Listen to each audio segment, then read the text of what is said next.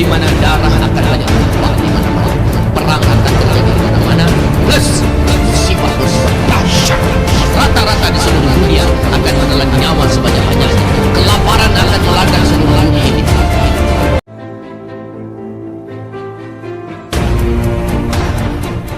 Fase ini fase mulkan jabarian.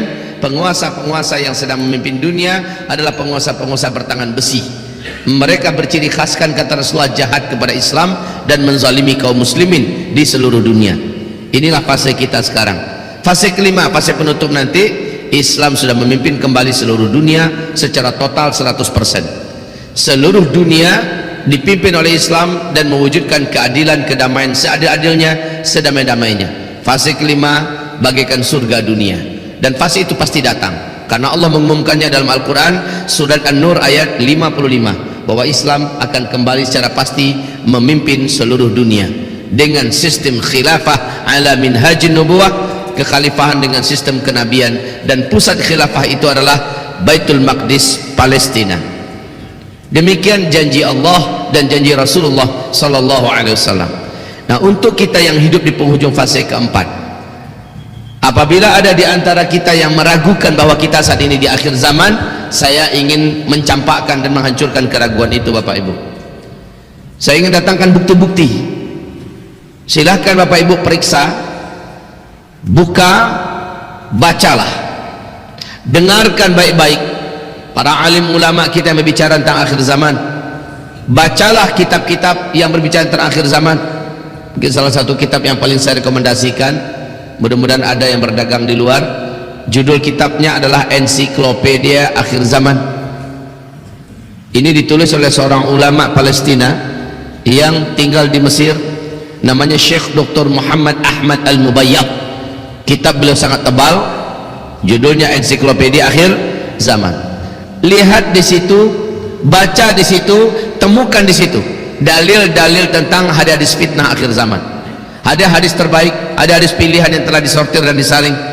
Di sana dijelaskan apa yang digambarkan Rasulullah di akhir zaman, demi Allah terjadi di zaman kita. Mari saya ceritakan ini di fase keempat saja khusus ya. Saya ceritakan satu persatu, tapi dengan ringkas tentunya. Pertama, apabila kalian menyaksikan, kata Rasulullah sallallahu alaihi wasallam, Arab sudah menjadi kaya raya. Sebelumnya Jazirah Arabiah sangat miskin, Arab menjadi sangat kaya raya. Lalu mereka berlomba-lomba dan juga menjadi raja-raja, berbangga-bangga, membangun kota-kota yang mewah-mewah dan gedung-gedung tinggi pencakar langit. Apabila zaman itu sudah kalian dapatkan, maka berarti jarak antara kalian dengan kiamat sudah sangat dekat sekali, kata Rasulullah. Yang kedua, Rasulullah sallallahu alaihi wasallam mengatakan, apabila huru-hara sudah merata terjadi di mana-mana, khususnya di negeri Arab, maka itu pertanda sudah sangat dekat sekali. Yang ketiga, apabila kalian menyaksikan negeri Syam diobrak-abrik, kaum musliminnya ditimpakan fitnah yang berat. Syam itu Palestina, Suriah, Lebanon, Yordania. Bila fitnah telah terjadi di Syam, kalian yang ada di muka bumi takkan ada merasakan lagi kebaikan, kecuali bertambah waktu bertambah makin jelek, bertambah waktu bertambah makin berat keadaan dalam hal apa saja. Sekali lagi, dalam hal ekonomi, dalam hal politik, dalam hal pendidikan, dalam hal bencana alam, dalam hal budaya, dalam hal kesehatan, segala macamnya bukan bertambah baik Pak ke depan, bertambah jelek. Saya tidak berlebihan, saya katakan dari 2015 saya sudah sampaikan, lihat saja perkembangan waktu demi waktu, tahun demi waktu, bertambah lama bertambah jelek keadaan kita di bumi ini dalam segala hal. Makanya Nabi menekankan, isbiru, bersabarlah kamu, tambahkan kesabaran kamu, sabar dalam mentaati Allah, sabar dalam menyempurnakan hijrah, sabar dalam totalnya taubat, sabar dalam istiqomah, sabar dalam melakukan kebaikan dan ketakwaan. Sebab hanya orang-orang inilah yang akan ditahan oleh Allah dari segala keburukan yang akan menimpanya. Hanya orang-orang inilah akan diluluskan oleh Allah, dijaga oleh Allah dari segala keburukan yang akan menerpanya. Kaum muslimin, hamba-hamba Allah yang kami muliakan. Yang ketiga, yang keempat yang kita saksikan adalah, kata Rasulullah SAW, apabila negeri Arab telah dituruni salju. 2009 permulaan itu. Daerah Tabuk telah mempertontonkan kepada dunia hadis yang diceritakan oleh Rasulullah kepada Muadz bin Jabal. Muadz, kalau daerah Tabuk ini sudah bersalju nanti berarti ubun-ubun engkau dengan kiamat sudah sangat dekat sekali. 2011 Imam Masjidil Haram Syekh Saud Shuraim sudah menyampaikan dalam khutbahnya dengan suara yang lantang tapi bergetar bahwa fenomena salju turun di Arab adalah hadis yang kuat dari Rasulullah sallallahu alaihi wasallam, bahwa pertanda kita sudah sangat dekat sekali dengan kiamat. Kemudian yang kelima, fenomena kelima di akhir zaman yang kita dapatkan, dan ini juga wallahi kaum muslimin tidak dapat dibantah. Apabila negeri pelindung Mekah dan Madinah, di mana itu negeri pelindung Mekah Madinah? Arab Saudi, ya. Apabila negeri pelindung Mekah Madinah sudah jahiliyah para penguasanya dan rakyatnya. Sejak 2016 kita sudah menyaksikan bagaimana liberalisasi terjadi di negeri kerajaan Saudi Arabia oleh Muhammad bin Salman. Seluruh simpul-simpul syariah satu persatu dilepas, satu persatu pintu-pintu dosa dan maksiat pun dibuka selebar-lebarnya. Dan lihat, ketika satu-satunya benteng pertahanan secara Islam sudah tidak lagi mampu mempertahankan Islam secara kafah dan murni, justru pintu-pintu dosa dibuka. Itu adalah pertanda bumi ini tidak akan pernah ada kebaikan lagi. Wahai Bapak Ibu yang kami muliakan, sekarang yang paling saya khawatirkan terjadi, yang paling kami atau kita semua wajib khawatirkan terjadi sudah.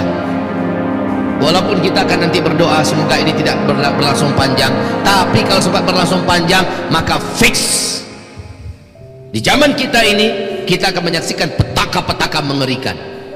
Apa itu kaum muslimin yang kami muliakan? Ini yang paling saya khawatirkan, yaitu kata Rasulullah sallallahu alaihi wasallam, apabila kalian sudah mendatangkan penyanyi-penyanyi, apabila musik-musik sudah kalian cintai, kalian sukai, dan ini dibuat oleh Arab Saudi hari ini, apabila kalian sudah menenggak minuman-minuman memabukkan, barang-barang memabukkan sudah menyebar dan beredar di antara kalian, maka kata Rasulullah sallallahu alaihi wasallam, berbagai macam bencana, gempa-gempa, menyebarnya penyakit-penyakit yang menular, yang tidak bisa diatasi, yang mematikan akan terjadi kepada kalian. Coba lihat sekarang. Saya tidak cerita ini tentang Indonesia, ya. Indonesia sudah lama mencintai musik-musik. Indonesia sudah lama menghadirkan penyanyi-penyanyi, pelenggang lenggok wanita, penari-penari sudah banyak di Indonesia, sudah lama. Saya tidak cerita ini tentang Asia Tenggara, saya tidak cerita ini tentang Eropa, Amerika, karena semua mereka berasal dari sana kejahatan maksiat ini. Tetapi yang saya ceritakan adalah pelindung syariah, simbol syariah, yaitu kerajaan Saudi Arabia. Mereka sudah mencintai musik, mereka sudah mengundang penyanyi-penyanyi India, K-pop, mereka sudah mengundang penari-penari, mereka sudah mengadakan acara konser-konser musik raksasa, dan mereka sudah satu persatu buhul-buhul syariah mereka lepaskan, dan satu persatu pintu-pintu dosa maksiat mereka buat, mereka gelar. Ibarat Allah yang kami muliakan, maka petaka-petaka terjadi, dan betul ternyata terjadi.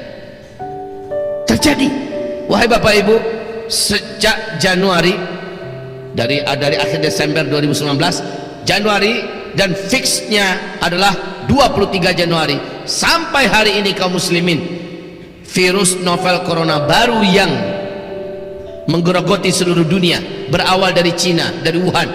Hari ini kaum muslimin sudah 90 negara yang terinfeksi oleh virus novel corona baru ini, yang diberi gelar namanya oleh WHO dengan COVID-19. Kaum muslimin yang kami muliakan, dan ini berdampak serius. Apa dampaknya? Satu lagi, ini kekhawatiran. Hadis riwayat Ibnu Hibban, hadis riwayat Hakim, hadis riwayat Imam Ahmad, Ad-Dailami, ini terjadi. Hadis ini sahih menurut syarat Bukhari Muslim. Apa kata Rasulullah SAW? Nanti di akhir zaman, dalam suasana itu kalian akan mendapatkan di mana akan tertahan umatku melaksanakan ibadah haji dan umroh. Akan tertahan. Ada tahun-tahun di mana umatku melaksanakan ibadah haji dan umroh. Sempat ini nanti akan panjang, Pak. Hajian orang juga terhalang, maka saya katakan fix pada masa kita inilah kita akan menyaksikan petaka-petaka besar dan darah akan tumpah di mana-mana, perang di mana-mana, dan Imam Mahdi akan muncul di zaman ini, dan Dajjal juga keluar di masa kita. Jika ini hanya sebentar saja, umrah dipersilahkan kembali, haji ternyata tidak terhalang, kita masih lega Pak, alhamdulillah. Tapi kalau sempat ini panjang, Ramadan nanti juga tertahan orang melaksanakan ibadah umrah ke tanah suci, lalu puncaknya nanti haji juga terhalang, maka wallahi inilah tahun-tahun di mana darah akan banyak tumpah di mana-mana, perang akan terjadi di mana-mana, plus musibah-musibah dahsyat merata-rata di seluruh dunia akan menelan nyawa sebanyak-banyaknya, kelaparan akan melanda di seluruh bumi ini.